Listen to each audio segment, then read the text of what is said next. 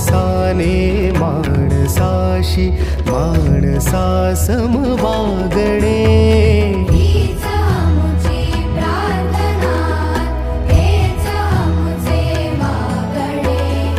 माणसाने माणसाशी माणसा सम वागणे. हीच आमुची प्रार्थना.